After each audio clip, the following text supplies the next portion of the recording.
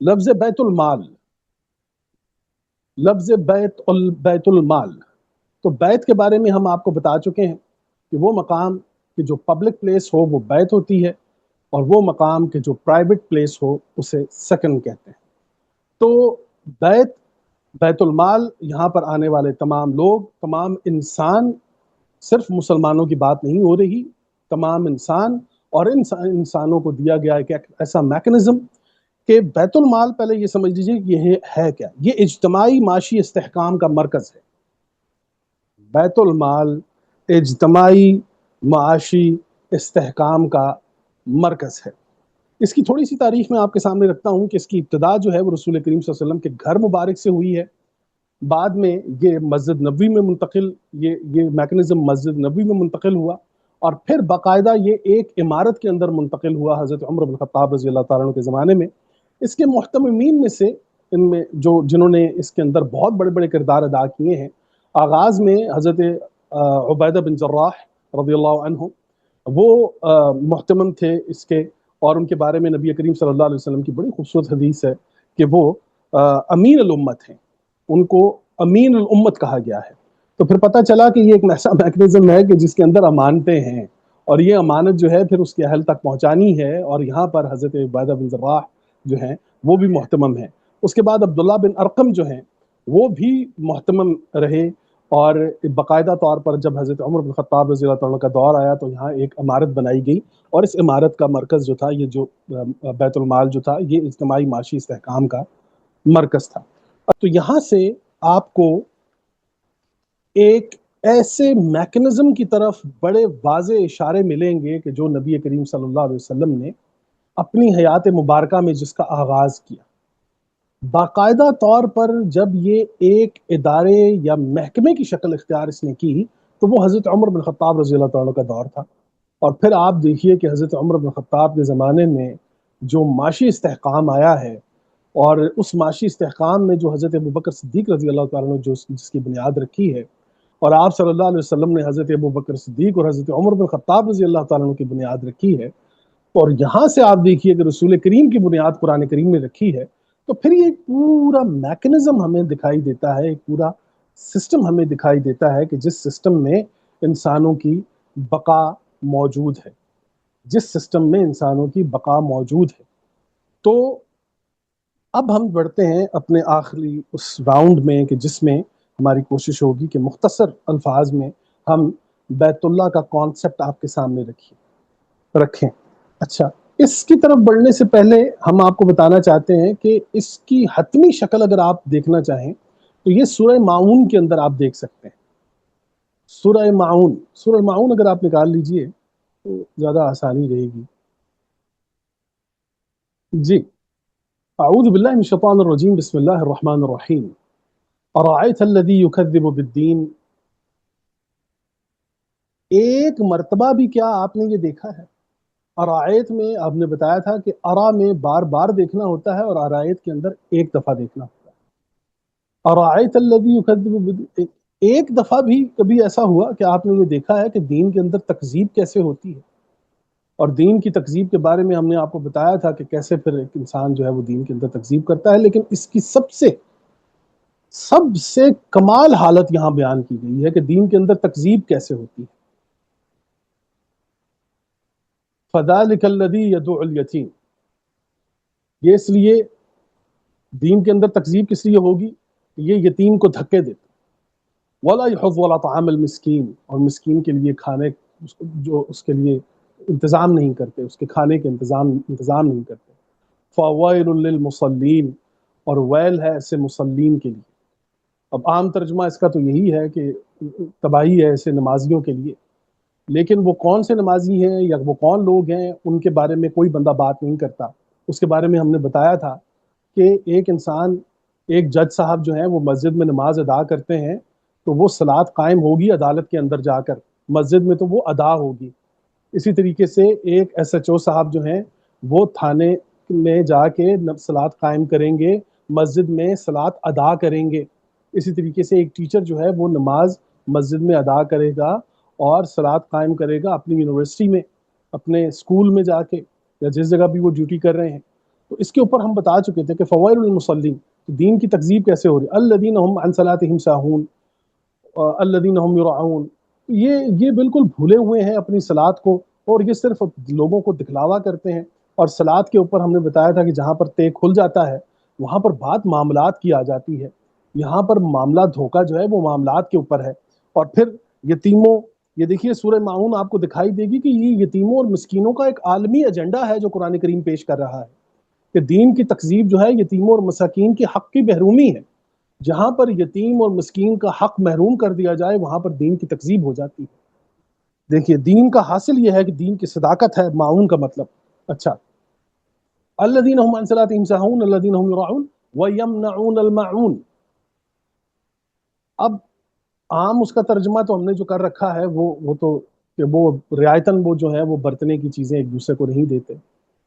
اب برتن کا لفظ آتے ہی پھر ہمیں ہمارے ذہن میں جو کچن کی کراکری آتی ہے، لیکن یہاں پر جو سسٹم، جو ایک نظام جس کی قرآن کریم بات کر رہا تھا، کہ میں نے عرض کیا تھا کہ عرب جو ہیں وہ مل کر کھانا کھانے کے شیدائی ہیں۔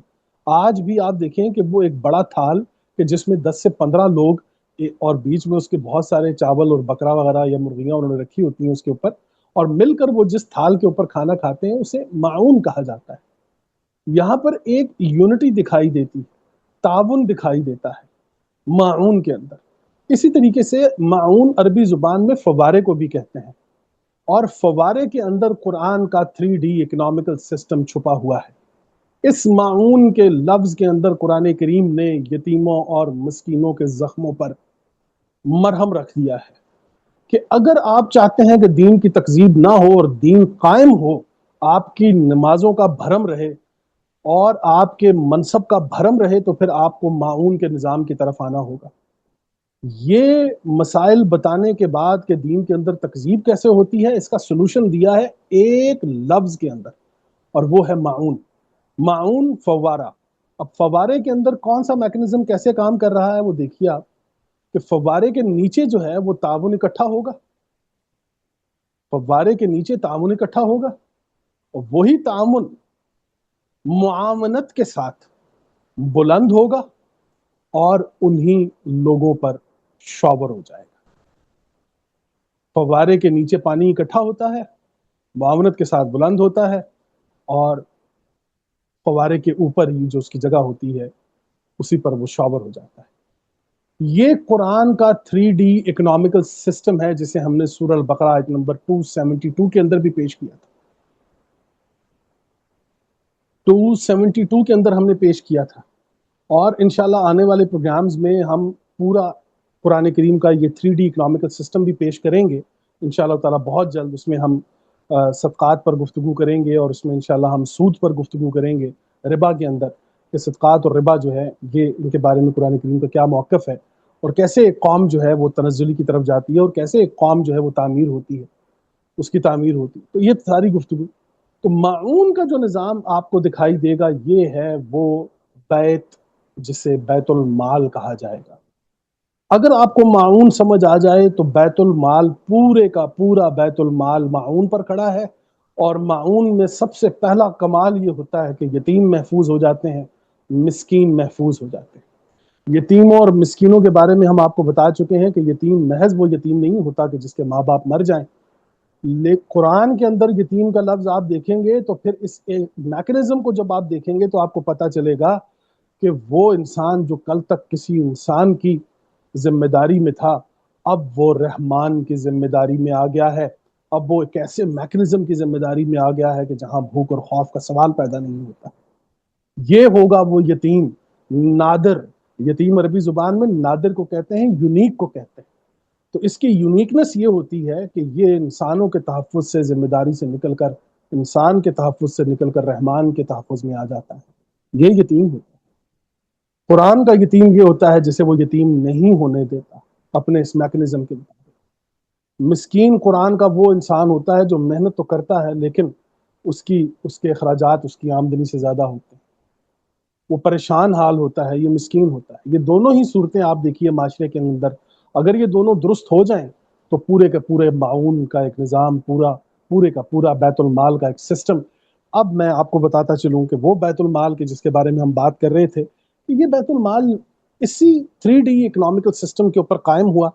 इस 3D इकोनॉमिकल सिस्टम में मकसद ये था कि इसकी बहुत सी शरह मैं आपको बताता चलूं कि उसमें आप देखिए उशर है, जजिया है, खराज है, सदका है, मालिफ़े है, खुम्स है, दराइब है, कुराल अर्ज है, लगान है, अशूर है, वक्फ है, उसूल फादिला है। ये तमाम तर जितने भी जो इसकी शरह हैं इनको तो कभी हम डिफाइन करने लगे तो काफ़ी वक्त दरकार होगा, लेकिन हम आपको ये बता रहे हैं कि सिंपल सा 3D इकोनॉमिकल सिस्टम अपने जहन में रखें, उस फवारे को अपने जहन में रखें, माऊन को, उस मुआवनत को अपने जहन में रखें कि जहाँ पर माल इकट्ठा होगा उस माल को इकट्ठा करने में मुआवनत होगी, और वहाँ पर बैठी हुई शूरा और वहाँ पर बैठे हुए सादिक और मोमिनीन लोग जो होंगे वो उसकी इतनी मुनसिफाना तकसीम करेंगे कि दोबारा वो जो जिन लोगों से वो तमाम तर चीज़ें ली गई हैं दोबारा उन्हीं लोगों के ऊपर वो शॉवर हो जाएंगी, चाहे वो मुस्लिम हो या गैर मुस्लिम हो। ये इंसानी बका के लिए एक पैगाम है, इंसानी बका के लिए एक निज़ाम है कि जिसे हज़रत उमर बिन ख़त्ताब रज़ियल्लाहु अन्हु के ज़माने में पूरा बाकायदा एक सिस्टम बनाया गया। यहाँ तक कि हज़रत अबू बकर सिद्दीक़ रज़ी अल्लाह ताला अन्हु उनका एक बड़ा कमाल कौल है, यकीन कीजिए कांपने के लिए वो काफ़ी है। फरमाया वल्लाहि ला अक़्तुलन्ना मन फ़र्रक़ बैन अस्सलात व ज़कात, मैं उसके साथ क़िताल करूँगा कि जो फ़र्क करेगा सलात और ज़कात के दरमियान। आप अंदाज़ा लगाइए हज़रत अबू बकर सिद्दीक़ रज़ी अल्लाह ताला अन्हु का ये कौल किस कदर ख़तरनाक है और किस कदर अज़मत है इसके अंदर, और किस कदर इतने बड़े एक मैकेनिज्म की तरफ इशारा है कि ये कैसे हो सकता है कि सलात और ज़कात के निज़ाम को तुम लोग अलग कर दो। तो तुम अगर सलात और ज़कात के दरमियान इस सिस्टम को अलग करोगे तो मैं उसके खिलाफ क़िताल करूँगा। तो यहाँ पर एक पूरा निज़ाम, एक पूरा सिस्टम अल्लाह करीम ने हमारे लिए तैयार करवाया है कि जिसे बैतुल माल कहा गया। और ये बैतुल माल जब तक था कि जिसमें इंतहाई मुनसिफाना अंदाज में तकसीम होती थी, जहाँ पर ज़कात और सदक़ात के फ़रूक़ को जाना जाता था, जहाँ पर लोगों को रिज़्क़ुल करीम मिलता था। फराज साहब ने इस पर बड़ी खूबसूरत गुफ्तगू फरमाई है कि रिज़्क़ हलाल और रिज़्क़ करीम का फ़र्क तो हमें बैतुल माल बताता है कि बैतुल माल के अंदर हर इंसान जाकर अपना हक लेता है, भीख नहीं मांगता, भीख नहीं मांगता। तो इस पूरे प्रोग्राम में आज यहाँ तक हम ये बताने की कोशिश हमारी रही है कि बैतुल्लाह से बैतुल माल तक का सफ़र, इस पूरे सफ़र के अंदर एक चीज़ आपको हम बार बार बता रहे हैं, वो ये है कि तस्लीम कीजिए और तक़सीम कीजिए, दूसरों के हुकूक को तस्लीम कीजिए, अपने हक को तस्लीम कीजिए, अपनी सलाहियतों को तस्लीम कीजिए। इस तस्लीम के कानून को देखिए, कायनात के अंदर, ज़ात के अंदर, आज़ा के अंदर हर आज़ा दूसरे आज़ा को तस्लीम किया बैठा है। कायनात में हर शय दूसरी शय के साथ मुअल्लिक़ है, उसे तस्लीम करती है। एक हज़रत इंसान है जो इंसान को तस्लीम करने के लिए तैयार नहीं। और फिर उसके बाद तक़सीम कि अल्लाह ने जो कुछ आपको दे रखा है उसमें आप अल्लाह का हक निकालिए।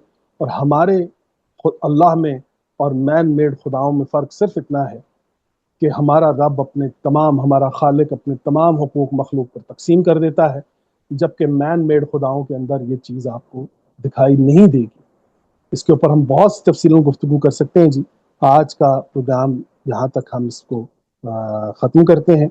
इंशाअल्लाह इसी से जुड़े हुए अगले कुछ प्रोग्राम कि जिनमें हम सदक़ात पर गुफ्तगू करेंगे, जिनमें हम रिबा पर गुफ्तगू करेंगे, जिसमें हम कुरानिक 3D इकोनॉमिकल सिस्टम के ऊपर गुफ्तगू करेंगे।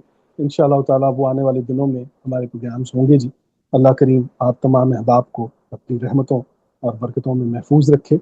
अल्लाह करीम हमें कुरान पर अमल करने की तौफीक अता फरमाए। आमीन या रब्बल आलमीन।